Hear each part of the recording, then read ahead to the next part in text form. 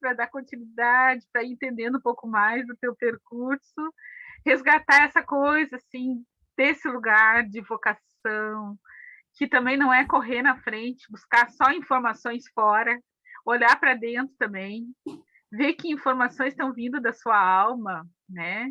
Que escolhas estão maduras para a gente fazer, né? Que novos rumos a gente pode dar, porque todos nós temos um potencial riquíssimo. Sempre tem solução. Para todo problema existe uma solução, não é? E a gente só precisa, às vezes, aprender a se recolher um pouquinho para conseguir escutar esse nosso lado mais sábio, né? Eu deixo assim para as tuas considerações finais para a gente ir fechar esse... É verdade. Olha, Mariana, eu às vezes ouço algumas coisas hoje em dia em lugares assim de bastante destaques. Eu já fiz alguns cursos. Assim. Eu, por exemplo, eu adoro coaching para mim.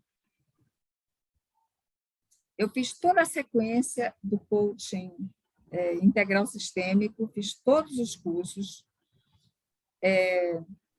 até o nível de Master Coach, mas é uma coisa que eu quis fazer para mim. Uhum. Nunca trabalhei como coaching, porque eu digo, isso aqui eu vou me dar o direito para mim. E eu adorei, foi uma experiência que demorou, porque demora, a grade não é tão pequenininha, não é um curso pequeno, mas, e como eu voltei assim às minhas origens fazendo aqueles cursos. Porque o meu pai dizia assim, meu filho, o poço não tem fundo, você tem que parar de cavar. Quando alguém chegava achando que não tinha mais jeito, que estava no fundo do poço, ele dizia, o poço não tem fundo, você tem que parar de cavar. O poço nunca tem fundo, é você que fica cavando, você tem que parar de cavar e tem que subir, não tem saída, não. Porque, como legionários que eles eram pessoas assim, que tinham alguns compromissos de acompanhamento de algumas pessoas, de alguns casais. E eu fui crescendo naquele meio, escrevendo as atas da Legião, que de vez em quando um deles era secretário, eu tinha que escrever as atas, que ia mudando as posições, né? E eu fico pensando, meu pai, um analfabeto de letras, mas, assim, um sábio de conhecimento, entendeu? E que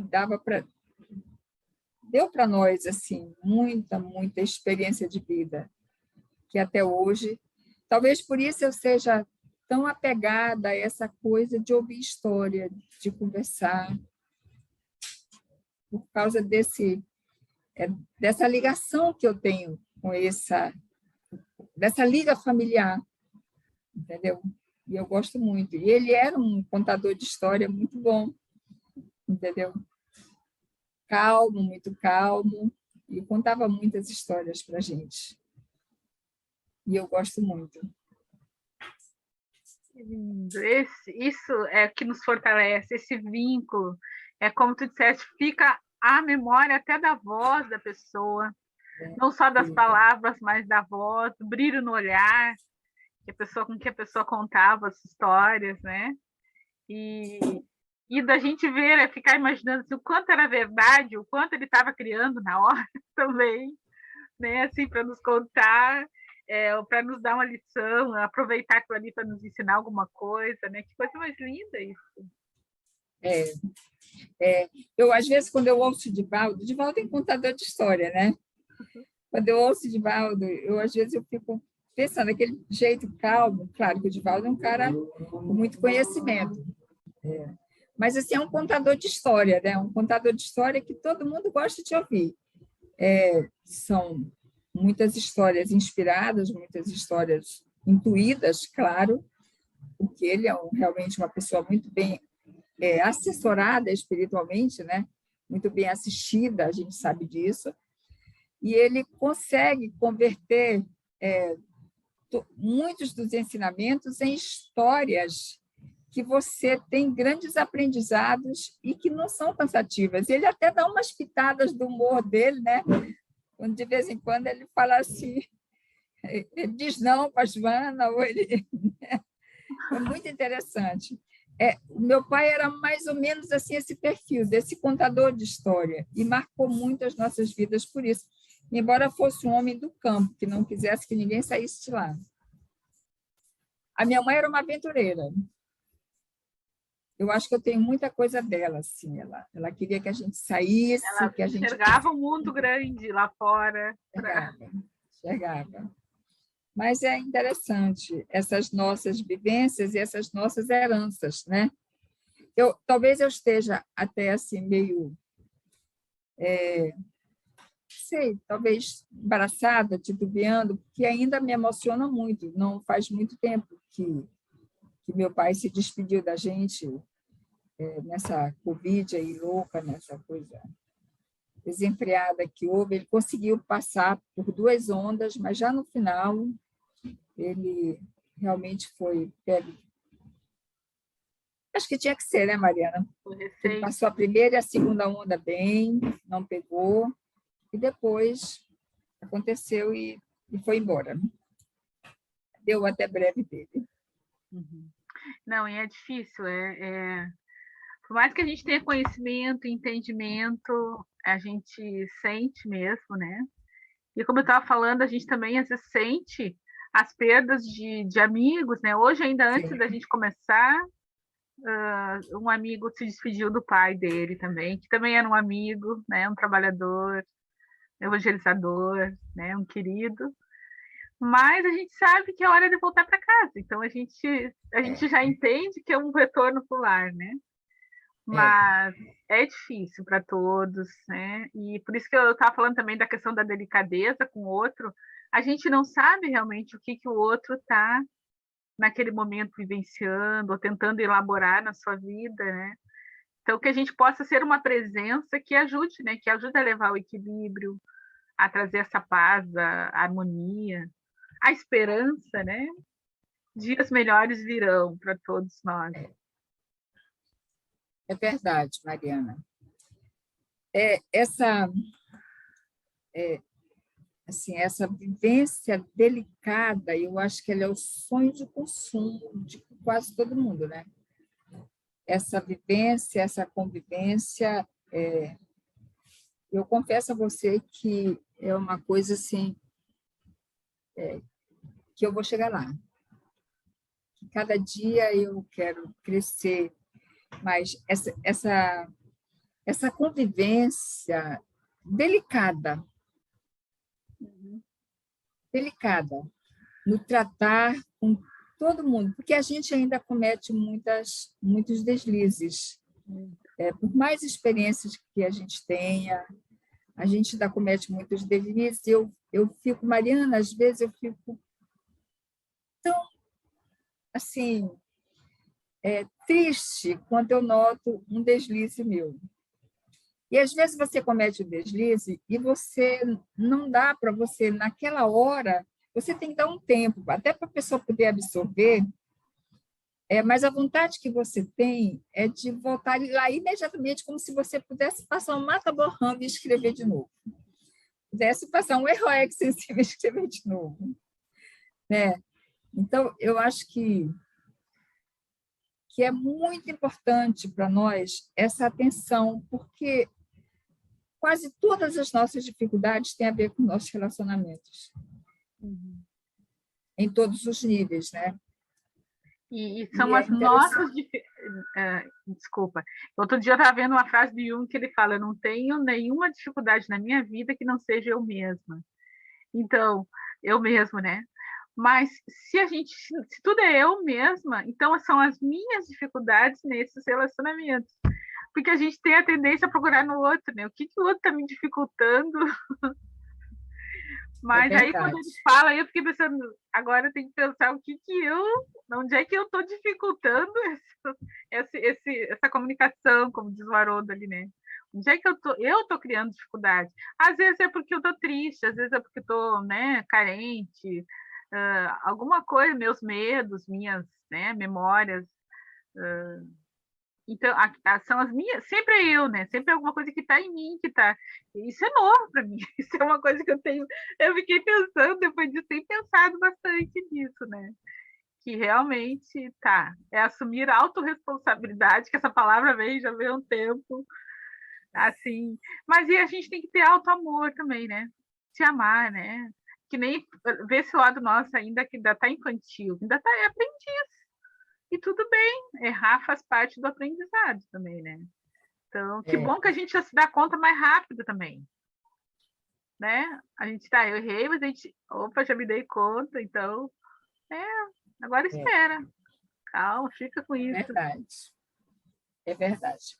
O Emmanuel tem no livro Pensamento e Vida uma frase, logo no começo do livro, aquela frase dele sobre a mente, que a mente é o espelho da alma em toda parte. Aí, ó, viu? É a mesma coisa que o Jung diz, não é? Essa frase dele é verdade, Mariana, você tem razão. Essa frase dele já me fez pensar muito, porque, de repente, a gente se dá conta que o nosso espelho está virado para baixo. Que a gente está numa fase, às vezes, até de buscar muita ajuda, muito autoajuda, mas não está numa fase de altruísmo, de virar o espelho para cima e de dar uma ressignificada, assim, que tudo que eu preciso fazer tem uma finalidade superior. Então, essa frase do Emmanuel, para mim, ela foi muito impactante, até porque, assim como você mencionou, eu custei muito, Mariana, a aceitar a ideia de que as dificuldades que eu vejo no outro, eu só me incomodo porque elas existem em mim, que também é um pensamento do Jung. Sim. Entendeu?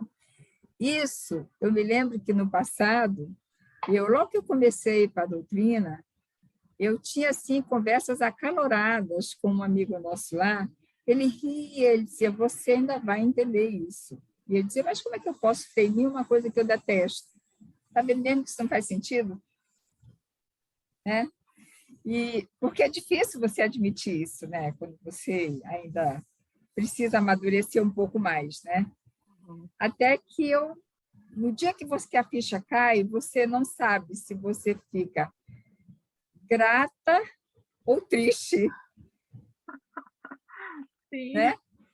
Foi o que aconteceu comigo. Eu fiquei num misto entre estar grata por ter compreendido, me sentir grata por ter compreendido, mas profundamente triste por ver que tinha um trabalho enorme, enorme, que eu não conseguia ainda dimensionar e que eu só sabia que aquilo era real, que aquilo era verdadeiro, mas que era um negócio assim que, naquele momento, me pareceu grande demais para a minha cabeça.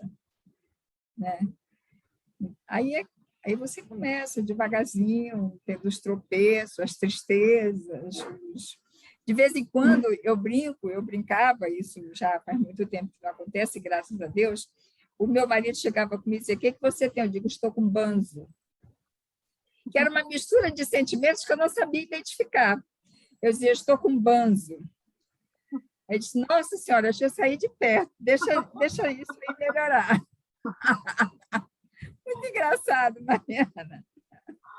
Mas tu sabe que outro dia eu vi um psicólogo falando isso, falando um pouco de Joana, que ele fala muito sobre a Joana, a série psicológica, e aí ele falando, o que a gente, para começar a entender, a gente tem que botar Deus no centro. Tirar tudo que tu botou no teu ego, né, a tua bota Deus no centro. E aí muda mesmo a perspectiva, como você está falando do espelho, que desde voltar para cima está voltado para baixo, eu diria estar voltado para cima e Deus está como centro, que é um pai, né? Esse Deus que é pai, que é soberanamente justo e bom, que é onipresente, onisciente, né? Então, onipotente. Então, com todas as virtudes, esse Deus no centro da nossa vida. E aí tudo começa a fazer outro sentido. E a gente sai da cobrança porque a gente não é Deus, né? Então a gente não tem que cobrar ninguém. Ele não está cobrando a gente, nem os outros, porque ele está cobrando.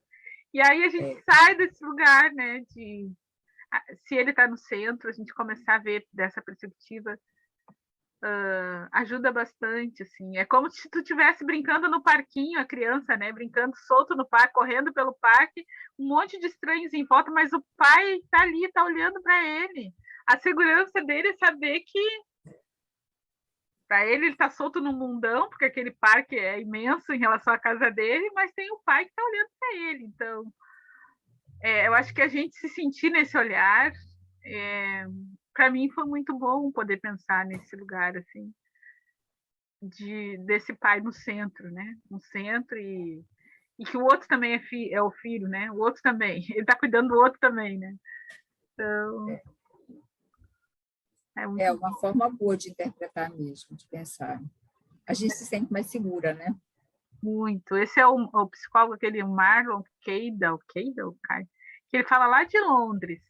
E ele faz estudos da série psicológica da Joana, há muitos anos, pela AME também, pela AME Brasil também. E ele traz, ele é muito assim, ele é muito prático, ele usa uma linguagem bem popular, bem, sabe, assim, se aborrece. A mãe dele assiste, de vez em quando ele diz, ai, a mãe tá aí. E aí ele falou um palavrão, daí ele diz, mãe, me desculpa, eu sei que tu não gosta que eu fale palavrão, mas eu falo palavrão. Então, assim, porque ele quer essa linguagem, essa comunicação mais direta, mais informal com as pessoas, né? E ele é muito bom mesmo. E aí, quando ele fala assim disso, eu disse, nossa, é isso que falta mesmo. É ter o Deus no centro, como centro. E a gente se posicionar e tentar se achar sob essa luz, né? Sob esse olhar mesmo. É verdade. Mariana, quem que imaginaria que dentro de tão pouco tempo nós estaríamos tão adaptadas, todos nós, de todas as idades, que eu acho que hoje em dia o nível de adaptação está muito bom, aos recursos, às mídias, escutar palestra, a se comunicar online. Eu às vezes paro e digo, meu Deus, que salto que todo mundo deu. E, assim, você está falando isso e eu estou, assim, pensando, inclusive no momento que eu fiquei emocionada aqui, como a gente percebe que a gente consegue ter uma relação que não é fria como a gente imaginava que pudesse ser, porque está numa tela. Sim, sim. Isso é muito lindo, né? A gente vê isso. Olha, guria, teve um congresso aqui, espírita, que eu acho que foi 2018, hein? Na PUC, foi na Universidade, na PUC, Universidade Católica. Mais de 4.000 pessoas participaram desse congresso. E aí saiu o livro do congresso. Um dos textos desse livro fala da internet. E uma coisa que o autor coloca é que no futuro os centros espíritas seriam assim. Haveria um equipamento tão que pelas microexpressões faciais tu saberia que mensagem que a pessoa está precisando receber para que tudo é pensamento, que a consolaria. Nossa, que espetáculo, realmente. Porque tudo agora a gente consegue entender porque tudo é campo mental, né? É fluido universal, na verdade, né? Então, às vezes tu pode, é como Jesus dizia, né? Se estiver 2 ou 3 juntos, né, em meu nome, orando em meu nome, eu estarei, porque às vezes pode estar 100 fazendo a mesma prece, mas cada um está pensando uma coisa, que horas eu vou sair, eu tenho que pegar o outro. Então, não é a quantidade mesmo. Né? E é assim a sintonia, né? Isso é uma coisa que me deixou muito encantada, porque eu era uma pessoa que achava que podia, entrei no esquema, porque tinha que entrar lá no começo, mas eu ficava assim pensando, poxa, não vai ser um negócio assim, frio, uma tela, e não é. É impressionante como não é. Porque é mente, né? Realmente, É mente. Né? É campo mental. E daí que a gente vai entender essa comunicabilidade, né? Que, aí acho que ajuda a gente a se aproximar desse entendimento. dessa comunicabilidade que o Chico tinha naturalmente, que o Divaldo tem naturalmente. Eu não tenho esse dom, mas a gente vai se abrir para isso, né? Para essa visão ampliada, de que é possível passar conhecimentos de outro nível. Às vezes o computador dá problema, tipo, não, tu não tem o poder de me impedir de fazer nada, porque tu é só parte de uma mente que te criou. Eu paro de conversar com o computador. E aí eu vou mexendo, daqui a pouco eu consigo desenrolar. Mas é porque eu crio, eu penso isso, não, são muitas mentes. Isso aqui é resultado de mentes unidas. Então, essencialmente, o campo mental, por mais que esteja alguma coisa mais palpável, que eu tenha uma coisa palpável aqui, mas ainda assim o que sobrepõe tudo isso são os campos mentais. Né? Vou ligar aqui meu computador para ele não descarregar. É verdade, Mariana, os campos mentais, eles se sobrepõem e a gente está aprendendo muito sobre isso. Porque se antes era só uma teoria, assim, tal, e às vezes a gente diz assim, não é minha área, não é minha vibe isso aí, eu sou de outra área. Hoje em dia você vê que nós temos que estar explorando um pouco da capacidade vou dizer assim, multifacetada, ou capacidade de agregar conhecimentos outros que não só aquele foco que a gente tinha muito cristalizado na mente, né? Eu não sou professora, isso não é minha área, não tem nada a ver com isso, eu não tenho que saber. Quantas vezes eu já ouvi isso, né? Eu não sou advogado, entendeu? Então, aquilo, eu até já ouvi isso, e fiquei muito feliz quando eu ouvi numa live do Haroldo, ele falando da multiplicidade, das possibilidades, dos conhecimentos que a pessoa ela pode ter, não necessariamente só focar, ela tem uma escolha prioritária, mas isso não significa que ela não entenda de outras coisas, né? E eu acho que essa condição agora, que não vai mais passar, só vai aumentar, o presencial está voltando, mas o online vai ficar, com toda certeza, e veio dizer isso para a gente, né? E eu fico muito contente, porque acho que as gerações elas estão se encontrando, elas estão se cruzando nessa linha do conhecimento, até para provar que a nossa idade orgânica ela pode trazer algumas dificuldades, ela pode trazer algumas... como diz o Divaldo lá no livro Constelação Familiar, eu acho, que ele fala da família, que ele diz que o corpo pode se ressentir da idade, mas a mente, se ela for bem trabalhada, bem cultivada, ela está sempre plena. Pronto. Ela está sempre, né, desperta, sempre com capacidade de aprendizado e tudo mais, né? Então, eu acho que isso me faz ter muita esperança, Mariana, que a gente está caminhando para o mundo de regeneração. Com certeza. Apesar das notícias tristes. Né? E olha, eu sei muito bem que tu tens um projeto lindo, mas eu vou fazer o seguinte, eu vou convidar as pessoas para nos acompanhar no próximo encontro, no próximo vídeo, para saber um pouco do projeto que tu elaborou a partir dessa visão, né? De um mundo onde a gente não deixa de ser produtivo, não deixa de ser criativo, não deixa de sonhar, né? Não deixa de se preparar para ser mais feliz a cada dia, do jeito simples, possível, né? Não é nada fantástico, é uma construção individual, não é? Tá ótimo, Mariana. Eu vou ter muito prazer, realmente esse projeto veio de uma experiência, né, assim, de observação, de vivência enquanto eu ainda trabalhava.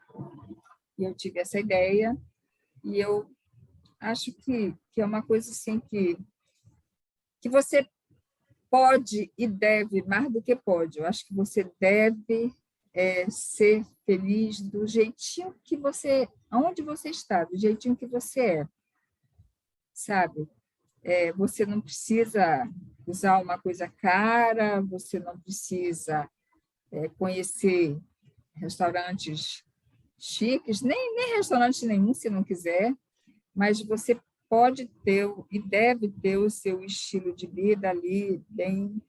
Quando eu ainda trabalhava, às vezes, quando eu estava nesses trabalhos que a administração superior da universidade me convidava, Mariana, uma vez conversando com a reitora na época, que é uma pessoa por quem eu tenho muito respeito, que é uma pessoa assim, muito competente, muito justa. Para mim, justiça é a palavra.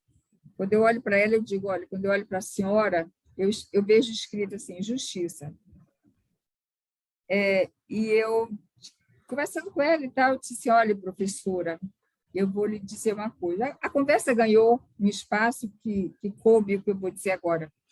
Eu disse, professora, pense numa pessoa que tem uma vidinha mequetrefe, mas que é muito feliz com essa vidinha que tem. Ela riu e disse assim, Maria, o que é uma vidinha mequetrefe?